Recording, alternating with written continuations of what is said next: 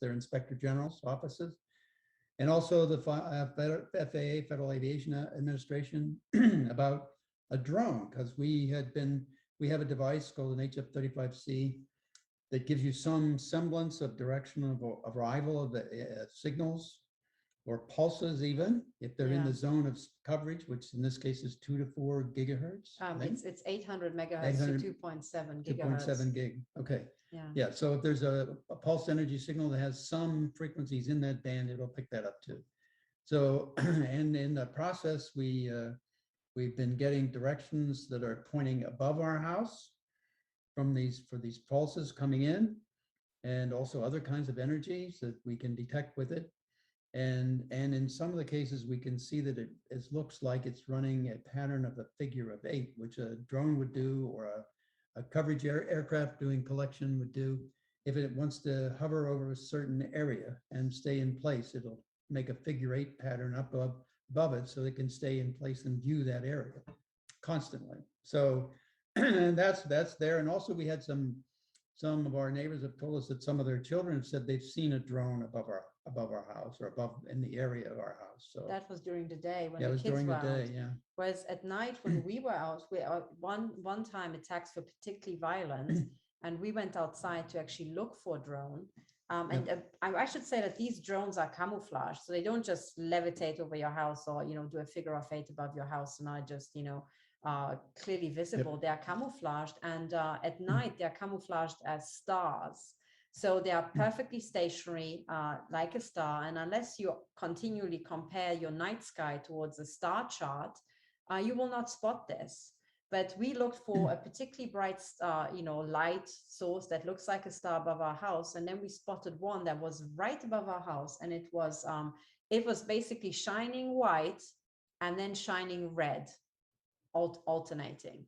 So that for us was smoking gun evidence of a drone doing the sort of flight path, and I think we suspected that that particular drone couldn't be completely camouflaged, because we're actually fairly close to an airport. So if you are in the flight path of any big aircraft, a civilian aircraft taking off and landing, you can't be completely hidden from view. I suspect that there's some sort of agreement between the military and the airport. Now, what I find absolutely outrageous, though, is that we notified the FAA several months ago by now. They had an investigator on this case to look into this case. Nobody came out here and took measurements. Then the FAA wanted to tell us that they are completely incapable of buying a spectrum analyzer, which you can, I think the ones we're using, you can get for under $500, about $300 or something. So $300 is probably completely within the means of the FAA if it's about saving civilian lives who are being gunned to death by a drone, right? So yes, they said they couldn't buy a measuring device, and also they didn't have the expertise how to use one. Now that, unfortunately, is complete bullshit, because I think I taught many, many housewives and single mothers, right, who were looking after kids full time, how to use a spectrum analyzer and how to find directed energy weapon attacks.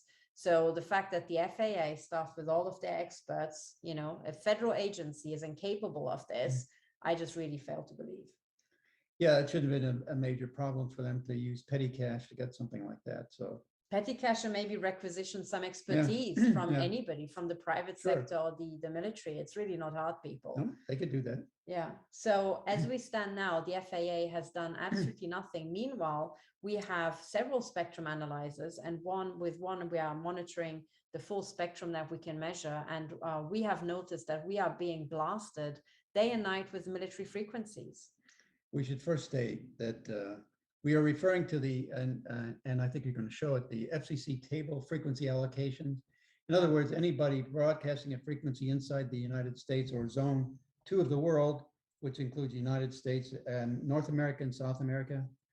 Zone 1 is Europe, most of Europe, and I think part of Africa. Anybody who wants to request a frequency for use in that has to pass it through the FCC, where they can guarantee that this frequency will be assigned to you or allocated for your use, so that within a given range, so that you can use that frequency within that distance and not interfere with other people. And the big thing is to make it possible for multiple people, civilians, military, government, any departments of government and so on, be able to communicate effectively in the environment without interfering with one another.